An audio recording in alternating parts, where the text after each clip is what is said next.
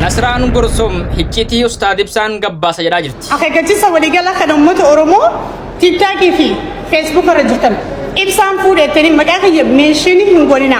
Ibsaan yoo fuudhe akkamiin isaa ta'a? Dhugaa dubbachuudhaaf hiccitiin Ustaad Ibsaadhaa fi Nasraan Gursum jidduu jira. Moo akka hiccitii naafisa jidduu jirtu gabbaasa feetan. By the way, hiccitiin Ustaad Ibsaa sanii fi Nasraan Gursum jidduu wanti takkiin hin jiru.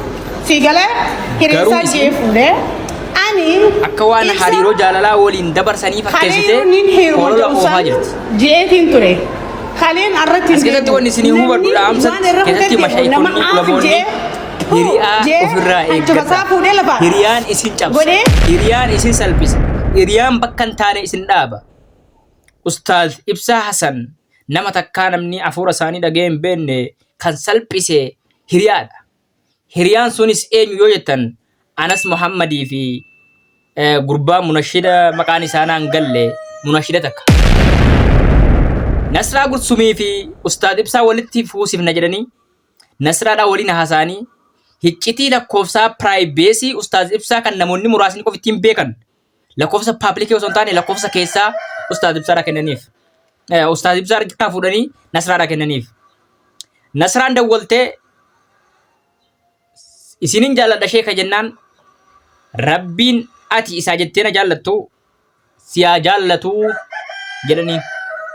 Kana keessa uuma xiqqoo waliin haasa'anii sagalee ustaadaa waraabde.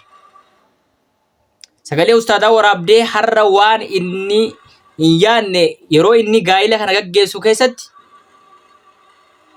taasisaa jirti jechuudha. Ustaad Ibsaan Nasraa Gursum takkaa qalbiidhaan yaadanii hin beekan. Lakkoofsa Ustaad Ibsaan piraayiveesiidhaan kan namoota muraasni qofa ittiin beeku itti fayyadamu kan dabarsee Nasraa Gursumiif kenne Ustaad Anas Muhammad nama jedhamudha. Jara keenya hiriyaa ofirraa eegaa. Hiriyaan badduudha. Hiriyaa ofirraa eegaa. Kana jedhaniiti sargiin Ustaad Ibsaa haala gaariidhaan gaggeeffamaa ture. Miidiyaarraa akka dhokfamu taasifamee namoonni hedduun hin fuune soba AI'dha jedhaa jiran. Alaa kulli haala Ustaad Ibsaan nama qulqulluu naziifa. Abbaan barbaadde waan barbaaddetti dhoobi waa takka gochuu hin dandeessu. Fuudhanii jiran min abbaatti kitaaba taalle. Garuu qajeelfama namoonni isin suuraa irratti argaa jirtan hedduun AI'dha. Kan lammataa intalti takka suuraan isaa asirra deemaa jira. Jaartii Ustaad Ibsaa jedhamte. Jaartiin Ustaad Ibsaa namni takka fuula isii argee hin beeku. Abbaa haadha fira isii malee. Namni takkaa fuulli isii qullaan mul'atee hin beeku. Garuu fuutii Ustaad Ibsaa soba osoo hin taane suuraa asirra deddeemaa jirutu suuraa sobaati qabadhaa. Suuraan AI ni jira. Garuu Ustaad Ibsaan fuudhanii jiran. Fakkeenyaaf suuraan oriijinaalii kunoo kana faana. Kun suuraa AI'ti miti. Makiinaan isaanii taagaan ni mul'ata jechuudha. Makiinaan isaanii taagaan ni mul'ata. Backgroundiin hin jijjiiramne. Suuraa AI'nii fi suuraan qulqulluun akka inni itti beekamu backgroundiitu laalama. Nasraan Gursum Ustaad Ibsaa waa takka gochuu hin dandeessu.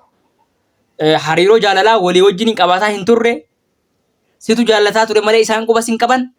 Sagalee ati waraabde ammoo sin jaalladha sheeka jennaan Rabbiin ati anaaf isaaf jettee na jaallatu jedhan.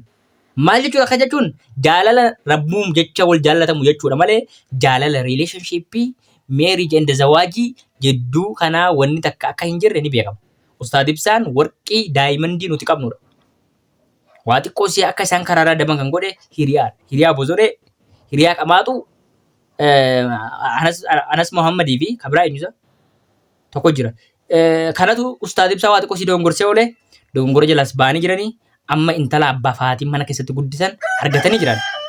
Maaltu baqataa biyya isaa sirbituu nama surree kaatu maammalaa kun wama yaadamu miti. Sanuu har'a kabajaa dhabdee ibsaa jetti.